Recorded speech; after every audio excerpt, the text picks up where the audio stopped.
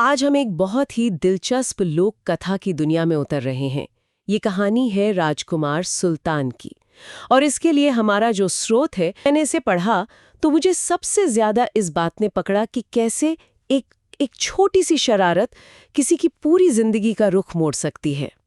आज हम इसी कहानी की परतों को खोलेंगे, ये समझने की कोशिश करेंगे कि भाग्य, कर्म और हमारे रिश्ते ये सब कितने उलझे हुए हैं। और ये लोक कथाएं कमाल की होती हैं, है ना। ये सिर्फ कहानियां नहीं है, मतलब ये उस दौर के समाज का एक तरह से आईना होती हैं।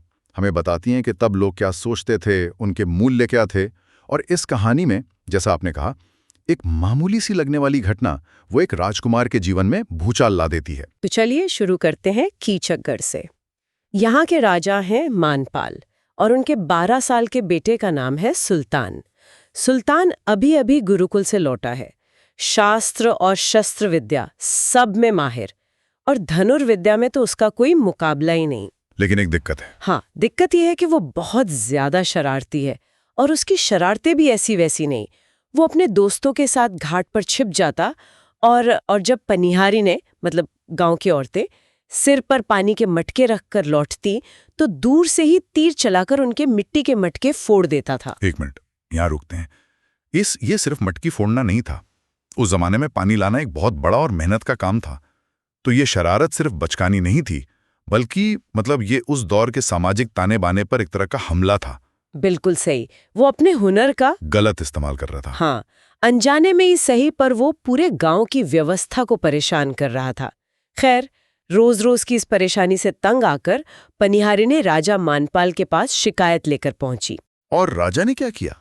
राजा ने सोचा चलो इसका कोई हल निकालते, और उन्होंने सभी पनिहारियों को पीतल के मटके दिलवा दिए।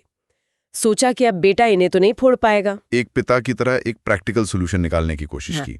हाँ, लेकिन सुल्तान भी अपनी जिद का पक्का था। उसने इसे एक चुनौती की तरह लिया। वो सीधा एक लोहार के पास गया और उससे खास तौर पर लोहे के तीर बनवाए, और अगले ही दिन उन तीरों से पीतल के मटकों में भी छेद कर दिए। वाह, मतलब ये घटना सुल्तान के चरित्र के दो पहलू दिखाती है। एक तरफ उसकी बुद्धि, उसका दृढ़ संकल्प, और दूसरी तरफ उसका अहंकार। हाँ, अहंकार। और ये कि उसे दूसरों की परेशानी से कोई फर्क ही नहीं पड़ रहा। बिल्कुल। अब तो पनिहारियों के सब्र का बांध टूट गया। वो फिर से राजा के पास पहुंची और इस बार गुस्से में बोली, महाराज, अगर आप अपने बेटे को नहीं संभाल सकते तो उसे देश निकाला दे दीजिए। ये तो बहुत बड़ी बात कह दी उन्होंने। राजा मानपाल भी तंग आ चुके थे। उन्होंने सोचा कि बेटे को डराना तो पड़ेगा। तो उन्होंने एक तरकीब सोची। उन्होंने महल के मुख्य दरवाजे पर एक पत्र लिखवाकर टांग दिया, और उस पर लिखा था, राजकुमार सुल्तान को 12 साल का देश निकाला दिया जाता है। देखिए, उनका इरादा तो सिर्फ डराने का था, है ना? हाँ, बिल्कुल। मकसद था कि बेटा डल जाएगा, सुधर जाएगा। लेकिन हुआ ठीक इसका उल्टा। बिल्कुल। शाम को जब वो खेल कर लौटा और उसकी नजर उस पत्र पर पड़ी तो उसने उसे सच मान लिया। एक मिनट, आपको ये थोड़ा अजीब नहीं लगता कि एक राजकुमार जो इतना समझदार है, वो अपने पिता के इरादे को बिल्कुल नहीं समझ पाया? शायद ये उसका अपने पिता के आदेश के प्रति सम्मान था, या फिर वो अपने अहंकार में ये सोच बैठा कि हाँ, मेरे पिता मुझसे इतने नाराज हो सकते हैं। जो भी हो, उसने किसी से कुछ नहीं कहा, अपनी माँ से भी नहीं मिला, और चुपचाप महल छोड़कर जंगल की ओर निकल गया। एक मजाक, एक डरावा हकीकत बन गया। और सुल्तान का इस आदेश को इतनी गंभीरता से लेना, शायद इसकी वजह उसके जन्म से भी जुड़ी है। वो कोई आम बच्चा नहीं था। हाँ, कहानी यहाँ थोड़ा पीछे जाती है। राजा मानपाल की 7 रानियां थी, लेकिन कोई संतान नहीं थी। जी, पंडितों ने भी जवाब दे दिया था कि उनकी किस्मत में औलाद का सुख नहीं है। राजा बहुत दुखी रहते थे। एक दिन वो जंगल में शिकार खेलने गए और एक हिरण का पीछा करते करते एक गहरी गुफा में पहुंच गए। वहां उन्होंने देखा कि एक तेजस्वी मुनि तपस्या कर रहे हैं। वो थे गुरु गोरखनाथ। अच्छा। राजा ने उन्हें परेशान नहीं किया और चुपचाप उनके पास बैठ गए। कहते हैं कि राजा 3 दिन और 3 रात बिना कुछ खाए पिए वहीं बैठे रहे। ये एक तरह से राजा के सब्र और उनकी श्रद्धा की परीक्षा थी।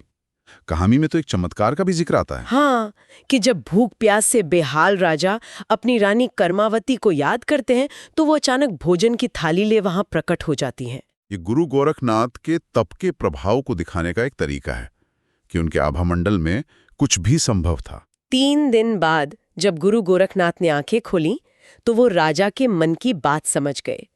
उन्होंने अपनी झोली से चावल का एक दाना निकाला, जिसे कहानी में एकज कहा गया है। एकज। हाँ, और रानी को देते हुए गर्भवती भव का आशीर्वाद दिया। और लोक कथाओं में ये एकज बड़ा महत्वपूर्ण होता है।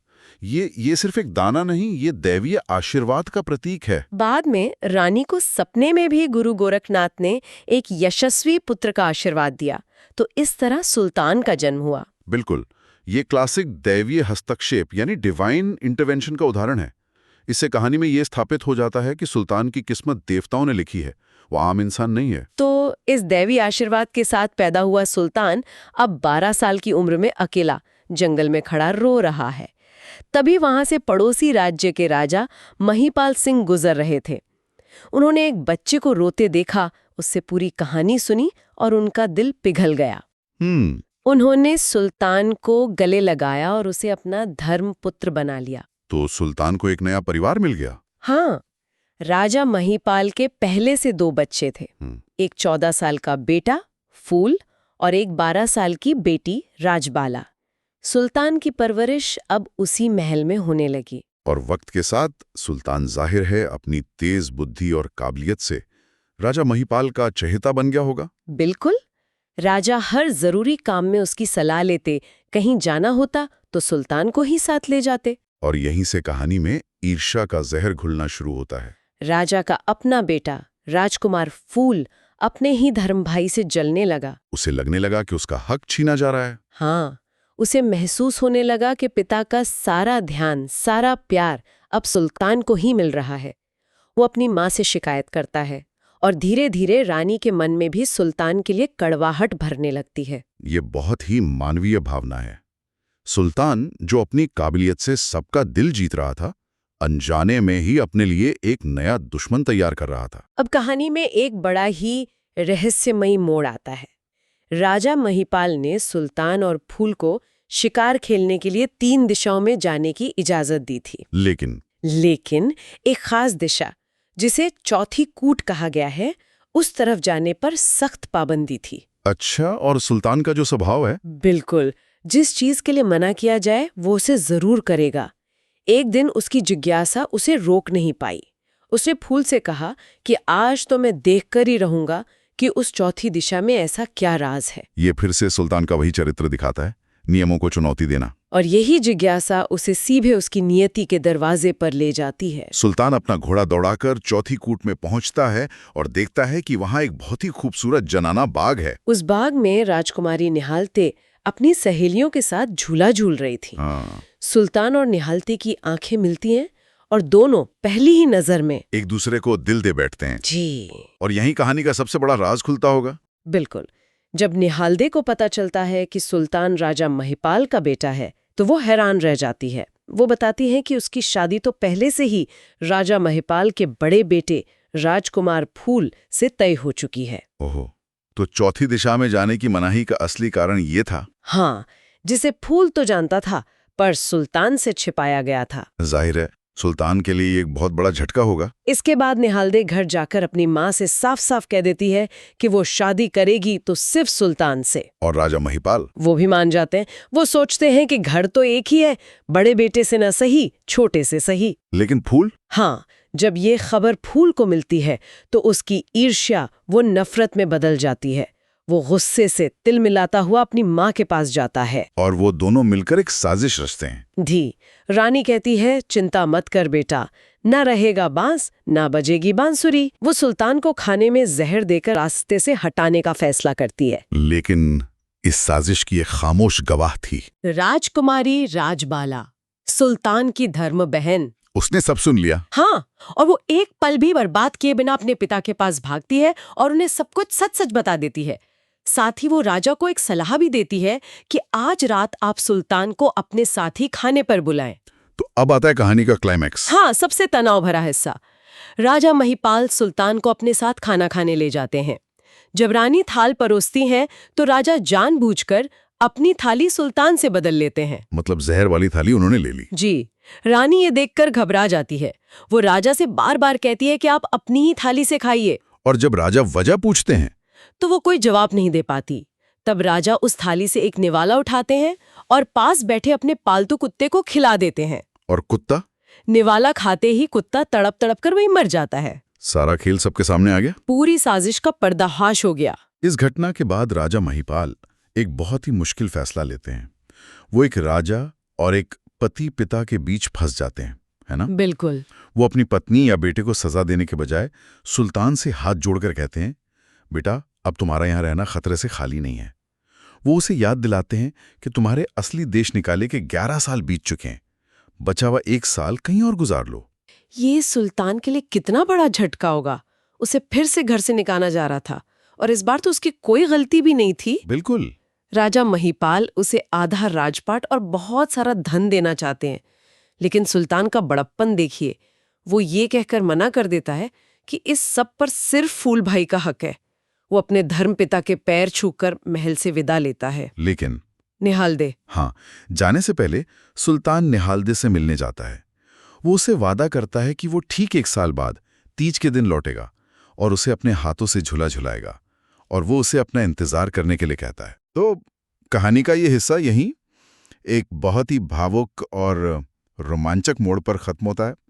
सुल्तान एक बार फिर अकेला है, एक नए सफर पर, और हमारे सामने कई सवाल हैं। तो आज हमने देखा कि कैसे एक राजकुमार की अपनी शरारत उसे घर से दूर करती है, लेकिन उसकी काबिलियत उसे एक नया परिवार और प्यार दिलाती है। पर विडंबना देखिए। हाँ, विडंबना ये है कि वही काबिलियत और अच्छा स्वभाव उसके लिए ईर्ष्या और खतरे की वजह भी बन जाता है।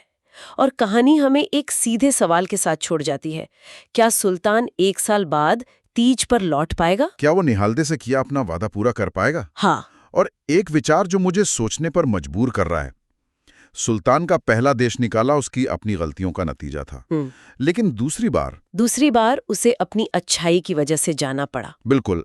ये हमें सोचने पर मजबूर करता है कि क्या कभी-कभी किसी की उत्कृष्टता ही, किसी की खूबी ही उसके लिए सबसे बड़ा खतरा बन जाती है, खासकर तब जब वो ईर्ष्या करने वालों से घिरा हो।